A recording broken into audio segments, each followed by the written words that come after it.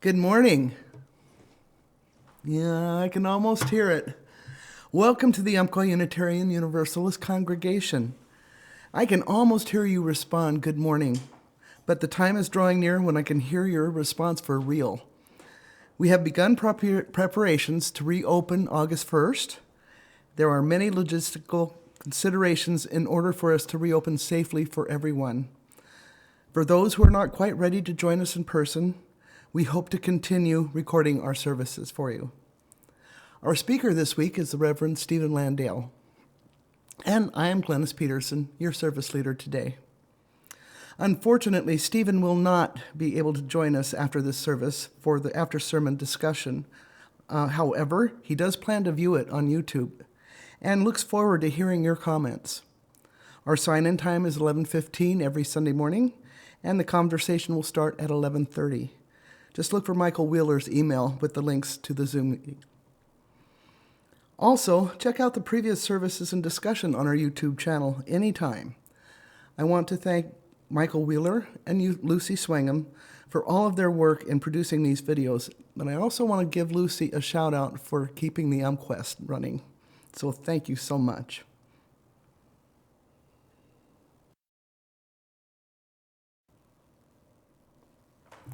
We light this chalice to affirm that new light is ever waiting to break through to enlighten our ways. That new truth is ever waiting to break through to illumine our minds. And that new love is ever waiting to break through to warm our hearts. May we be open to this light and to the rich possibilities that it brings us.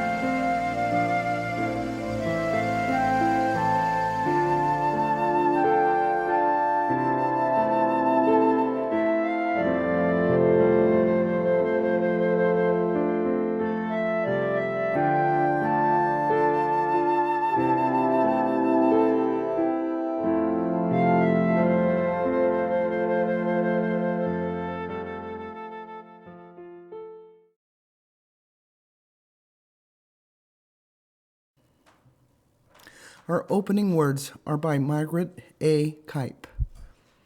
As surely as we belong to the universe, we belong together. We join here to transcend the isolated self, to reconnect, to know ourselves to be at home, here on earth, under the stars, linked with each other.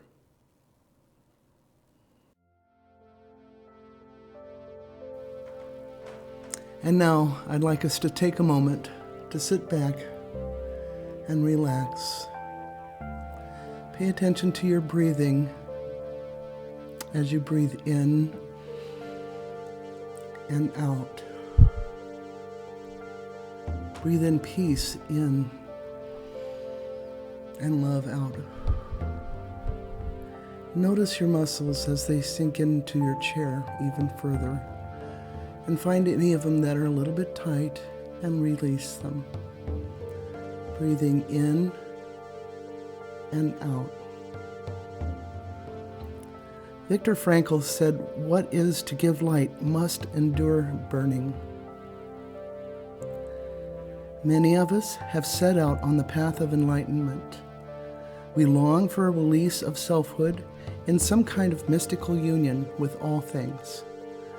But that moment of epiphany, when we finally see the whole pattern and sense our place in the cosmic web, can be a crushing experience from which we never fully recover. Compassion hurts. When you feel connected to everything, you also feel responsible for everything. You cannot turn away.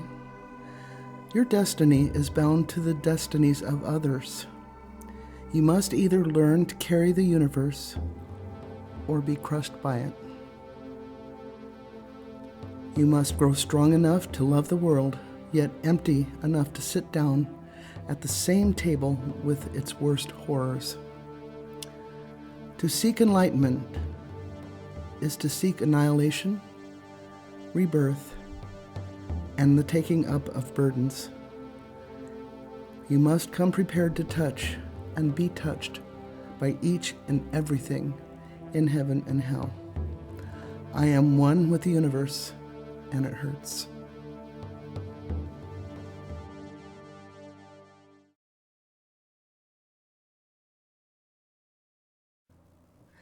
And now I'd like to introduce Reverend Stephen Landale. He has been a hospice chaplain in Corvallis and Eugene for 8 years. Prior to that, he served UU congregations as interim, settled, and consulting minister for 12 years. He is a proud father of 2 children, and we want to send our love and best wishes for him and his fiancée Heather as they approach their upcoming wedding. In advance, you two, congratulations and many blessings for your lives together. Good morning, Umpqua UUs. It's good to be with you again. This week, I've begun my 9th year as a hospice chaplain.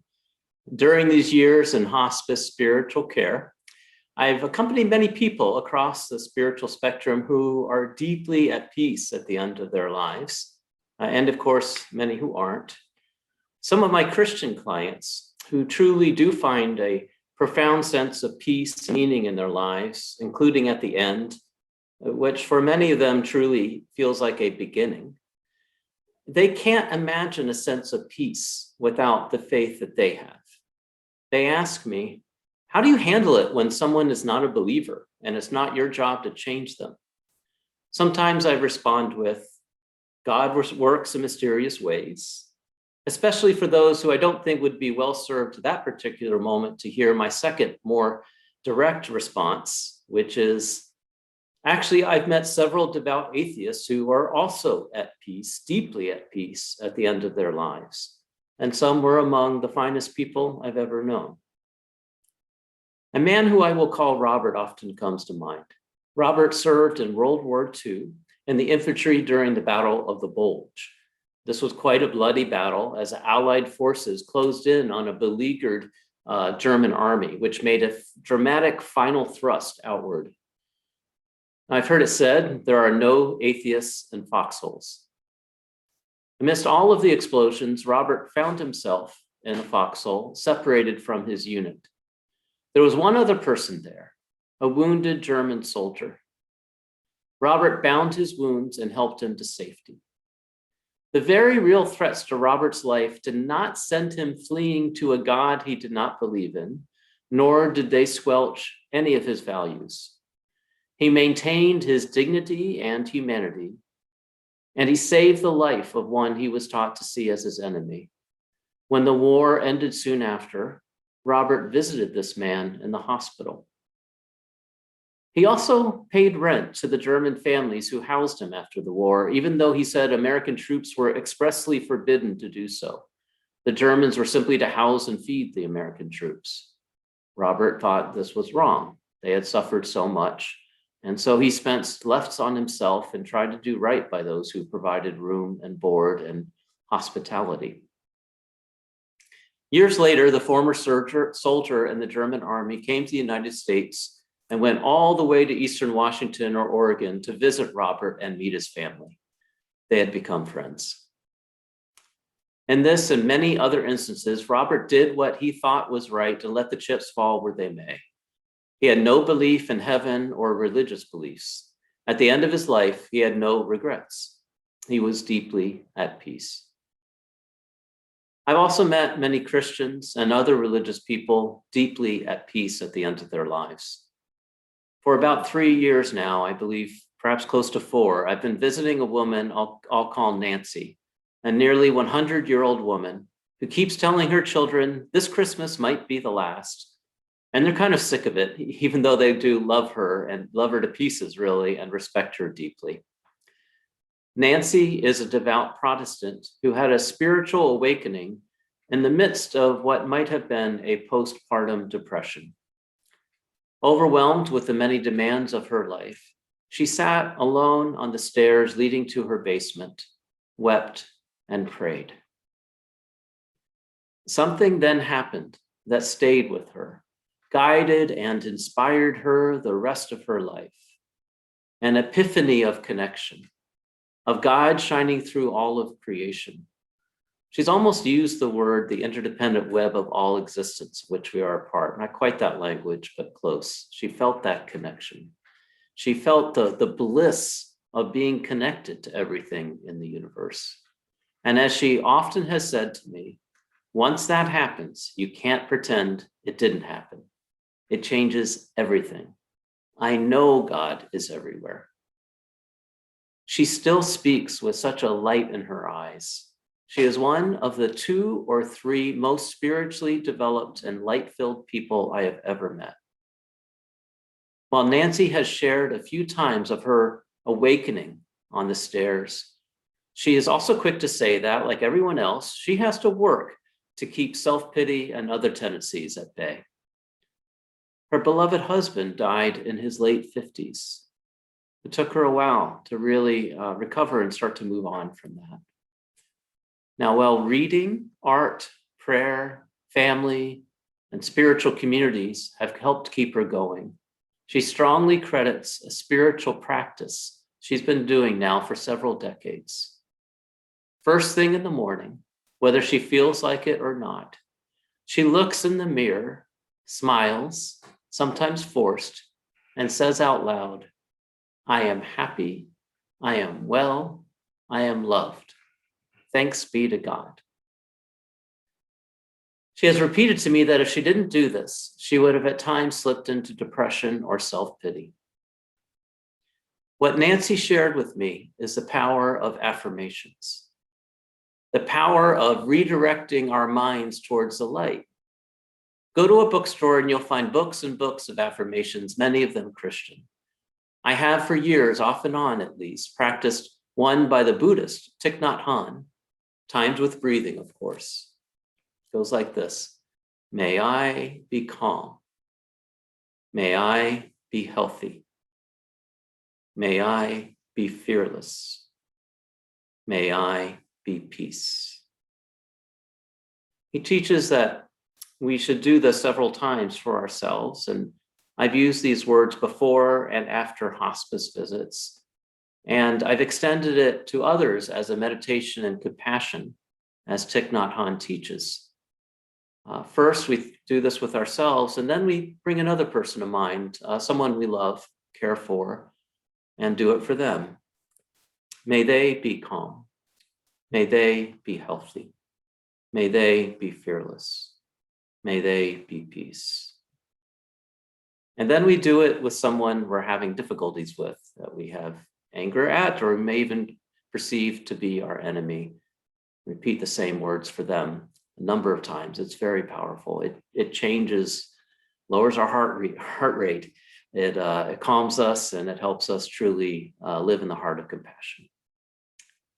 For my sessions with a psychologist, I've learned to quickly identify negative thought patterns and redirect them with a pre-selected go-to action or mantra.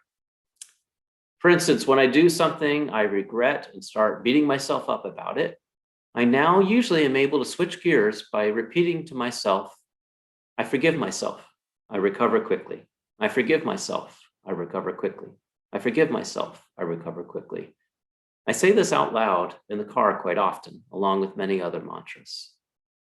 When I feel negativity toward another person's words or actions, the kind of energy that can fill me up and come spilling out onto someone else, I say, at least when I remember to, I forgive so-and-so for everything they do. I forgive so-and-so for everything they do. When it's kind of a habitual thing and I'm seeing the same behavior from the same person, and I start asking myself, why are they acting this way? I go to something like this. It's just so-and-so being so-and-so. It's just so-and-so being so-and-so. It's just Robert being Robert, just Nancy being Nancy.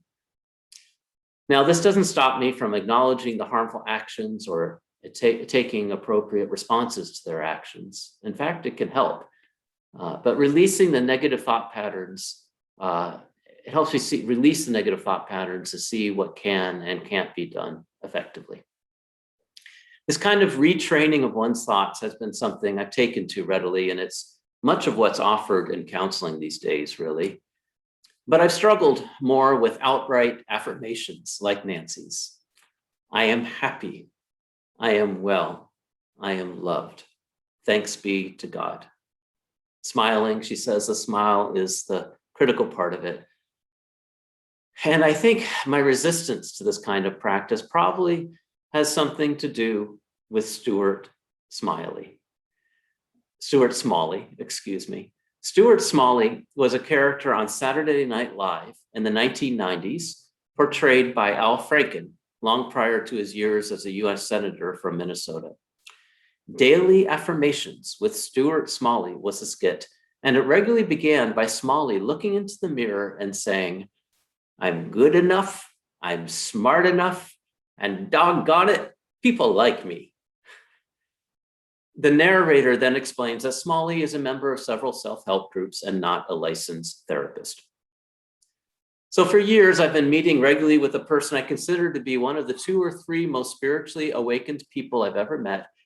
And I haven't been able to bring myself to follow her recommended spiritual practice because I couldn't get Al Franken's character out of my head. So recently, I took Nancy's words, wrote them out, and taped them to my mirror. I started doing her mantra. It felt a little hard at first, but it actually helps in the morning, including the forced smile. Stuart Smalley hit home as a popular skit because the self-help pendulum had swung a bit too far, at least in some quarters. I believe this happened in the schools as well as in 12-step groups and other venues. Some schools stopped giving awards to winners and instead gave out participation awards to everyone, so nobody would feel left out. Hallways and classrooms have been flooded with positive messaging, which can be helpful to a point. If you're Black and have been giving subtle and not so subtle messaging from society and those closest to you that white is more beautiful than Black, hearing Black is beautiful or you are beautiful the way you are on a frequent basis, this can be a true affirmation, a needed correction. The same is true for many who have been led to feel less of themselves. But ironically, too much affirmation or too much affirmation of the wrong kind can actually contribute to low self-esteem. Why? Because true, lasting self-esteem comes from 2 things. First, making meaningful contributions to others. And second, achieving goals, especially when one has overcome personal struggles to do so.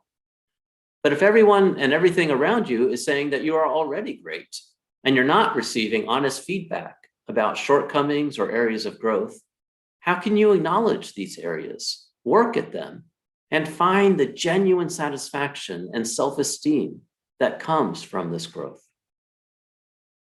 A great parenting book I read at a friend's said that we should praise children primarily only for effort and never for innate characteristics. Even better, avoid praise and simply voice helpful observations such as, I see you working really hard at that. Remember how hard math was for you last term? You've worked really hard and now it's getting easier. I can't recall now if the book added a second category or if it was one that I added. Praise or acknowledge acts of kindness, patience, etc. In other words, taken together, encourage, mirror, and affirm goal setting, effort, and character, and nothing else. This book and others have pointed out that praising a child's innate characteristics can actually be quite harmful. A child repeatedly told that they are smart, athletic, beautiful, etc., will be poorly equipped to handle setbacks. Aren't I smart? Why is this math so hard? Something must be wrong with me. A kid who is constantly told that they are the smartest kid in the world is unequipped to deal with failure. This kind of praise produces a self-esteem that is actually quite brittle. And of course, a child, particularly a girl, who is repeatedly told she is beautiful, may be more apt to obsess over her physical appearance, including her weight later on, leading to all kinds of problems. When positive affirmations of self or others slip into a kind of "you are absolutely fantastic" message all day long, it can be quite problematic. At my workplace, someone has posted a sign saying, "Go out there and be awesome," in all caps. Be awesome. Really? Be attentive. Yes. Be mindful. Be compassionate. Give them your very best. All good. But good God, if I were on hospice and some hospice worker came at me with the intention of being awesome, I would run as fast as I could the other direction, and failing that, hit them with my cane. Too much affirmation, self-affirmation of a particular kind, and you wind up bringing all too much attention to yourself. That's why Stuart Smalley is so funny. It can be helpful to note the difference between explicit and implicit messaging.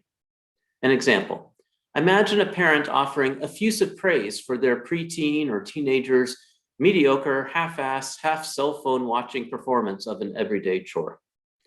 The teen or preteen hears what a fantastic job they did, the explicit message, but pays more attention to the implied lessons that they hear, such as A, my parents' standards for me are mediocre at best. I mean, I wasn't even paying attention. They don't expect much from me. B, my parents are lying because they are afraid of hurting my feelings. I must be very sensitive. Is something wrong with me? Or C, my parents are stupid. Turns out none of these things helps a child's self-esteem. Sometimes I think of this problem as one of excessive praise versus helpful praise, but the pioneer of nonviolent communication, Marshall Rosenberg, said in a workshop in which I participated that praise can be just as damaging as criticism. Praise is just as damaging as criticism, or at least it can be, because it's two sides of the same coin. The implicit messaging that tells a child that their worth in the eyes of others depends on their performance or their innate abilities or characteristics. So, affirmations, tremendously helpful in some situations or ways, tremendously harmful too, depending on a lot of things, most especially the implicit messaging underneath them, the intention with which they are used, and the presence or absence of balancing virtues, such as humility. Telling yourself or another that they are great because you can't stand the thought of them or you thinking anything less, that's not so good. Reinforcing helpful mindsets through repetitive statements to get your mind and spirit and actions back in harmony with your values, that's good. Now, to quote John Cleese from Monty Python, and now for something completely different. Daily afflictions. Rooted not in a belief in an all-loving God, or in a belief that one must think positively all the time or be bathed in light all the time. Rooted in existentialism, lubricated with humor, twisted humor, such as the presenter temporarily losing track of where the book is. Do we see it? Seriously. So when affirmations affirm you as you are or redirect you gently, afflictions slap you in the face, at least playfully. They invite you to go into the darkness, to look at the crappiest part of your life, thank you very much, and see it as mulch. So some examples from the book of Daily Afflictions by Andrew Boyd, AKA Brother Void. The nurturing power of dysfunctional families. So all of these afflictions, like affirmations, have a quote, some reflections, and then at the end, a daily affliction. I will read the daily affliction and then I will repeat it, inviting you to repeat after me. Happy families are all alike. Every unhappy family is unhappy in its own way. Leo Tolstoy. It is important, if you grew up in a dysfunctional family, to take time to reflect on the competitive edge it has given you. People from happy, harmonious homes may feel healthy and well-adjusted, but they're fixed on one family model, which they try to emulate the rest of their lives. If you grew up in a dysfunctional family, however, you may be deeply damaged, but you've acquired a broad repertoire of negative models to outgrow. As you go about your adult life, you should thank your parents. They have given you the kind of education that happy children, through no fault of their own, never receive. My parents taught me everything I need to unlearn. My parents taught me everything I need to unlearn.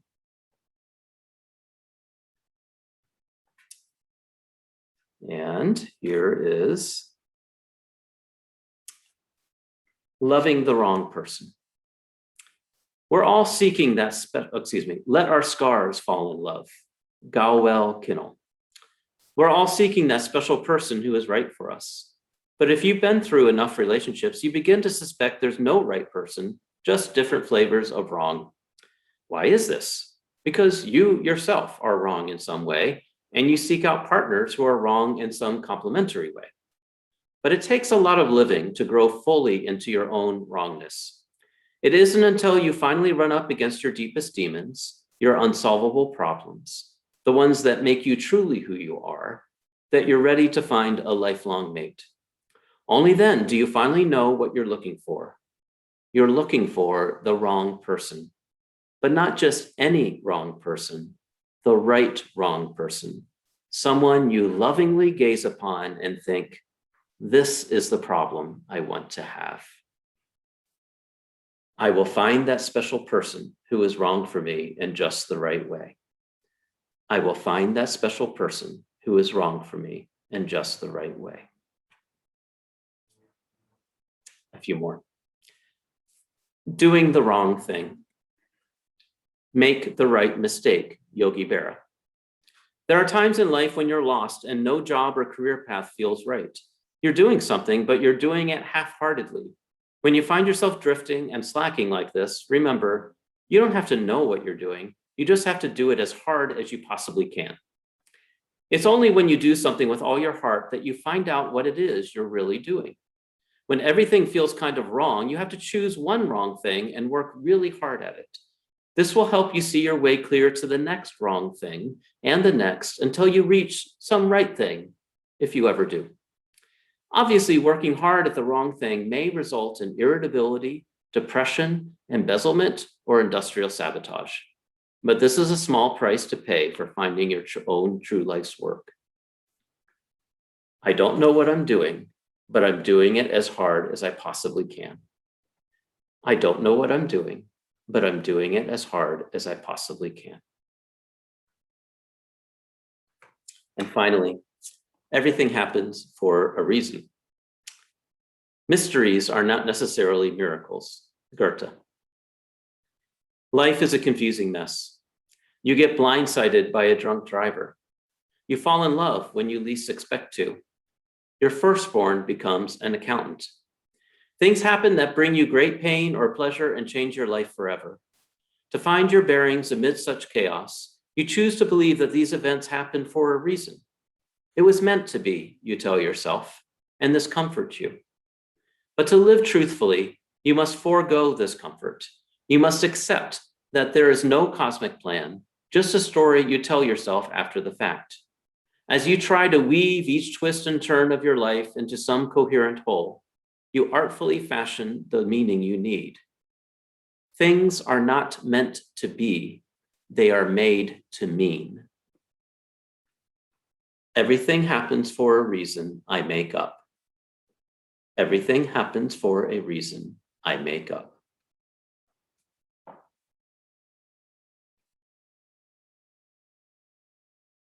Some of these may seem kind of grim at first, but they're ultimately empowering, and I hope you found some laughs in them as well.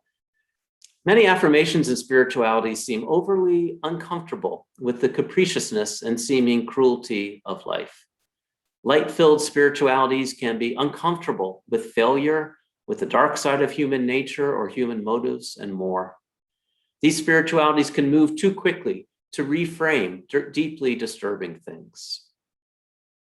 A family member of a person whose life ended all too soon, or by murder or suicide, can be told, everything happens for a reason.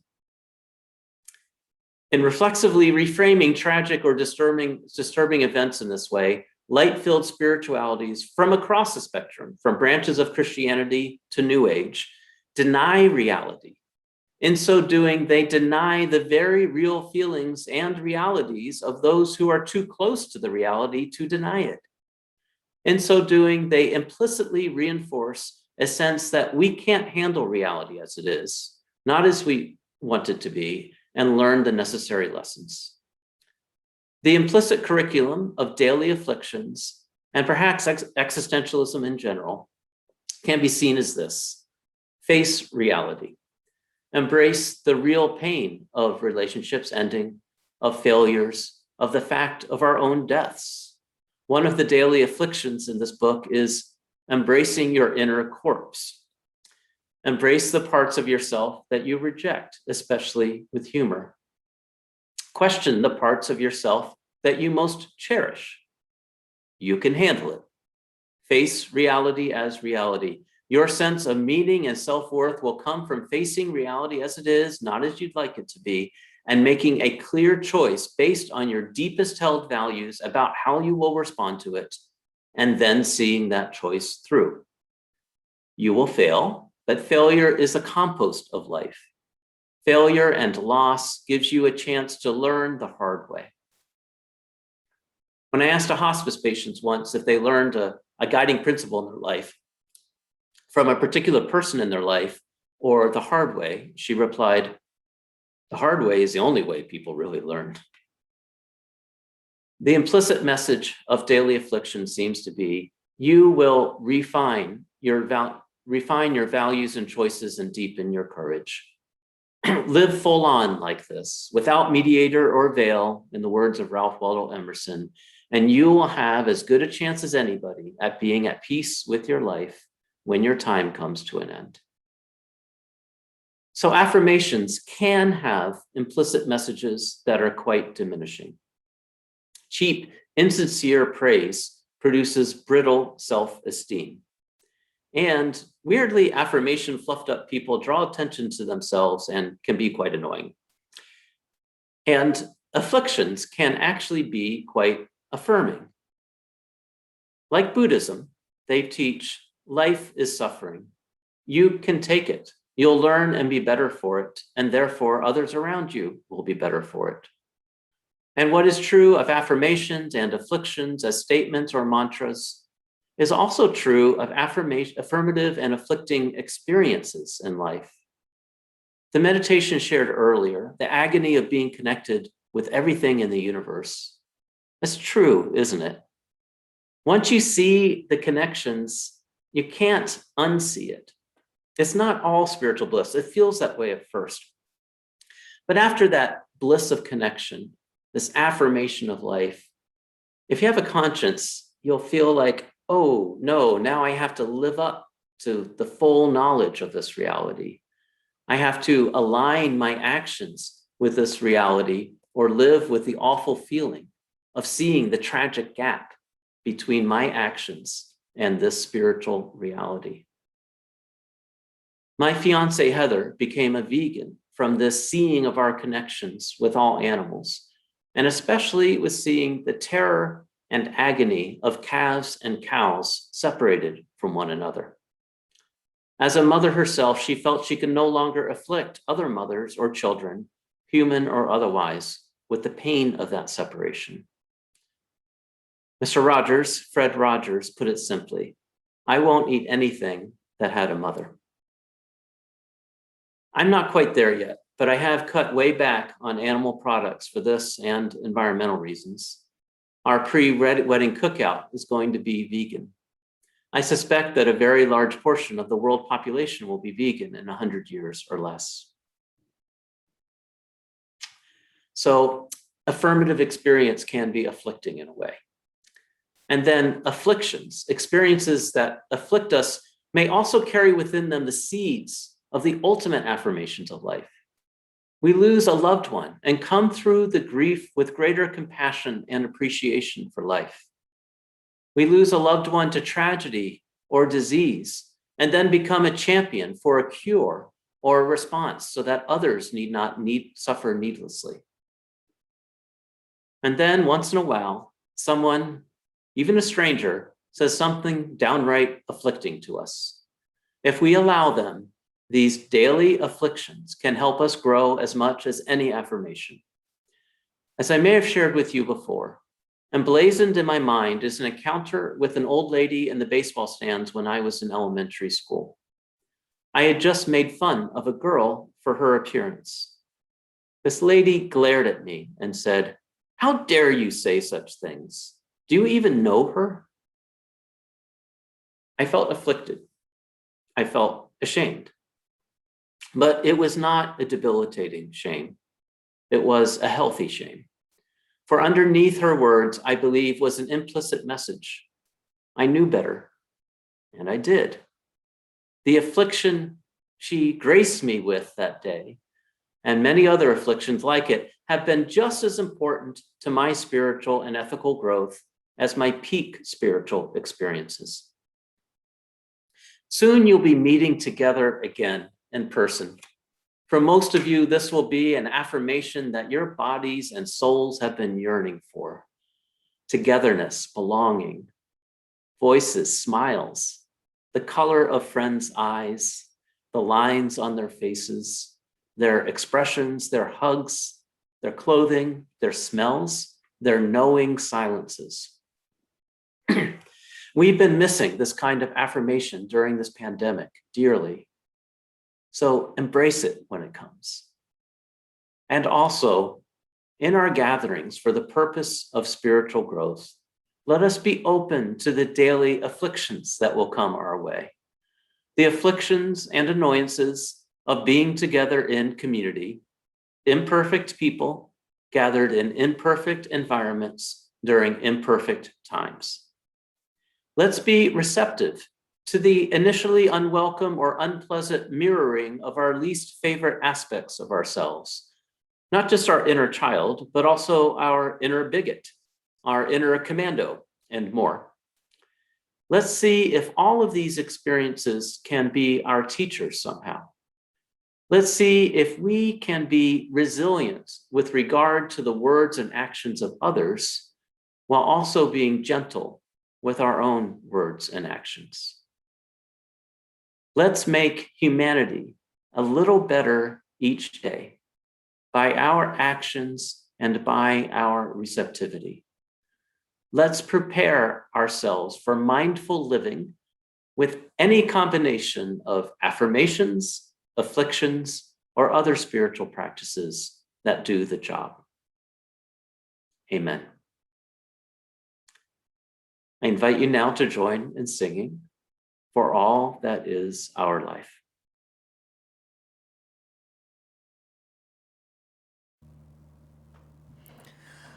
Our closing words are from Harold E. Babcock. And now may we go forth in the certainty of faith, in the knowledge of love, and in the vision of hope. And in our going, may we be blessed with all good things on this day and forevermore. Amen.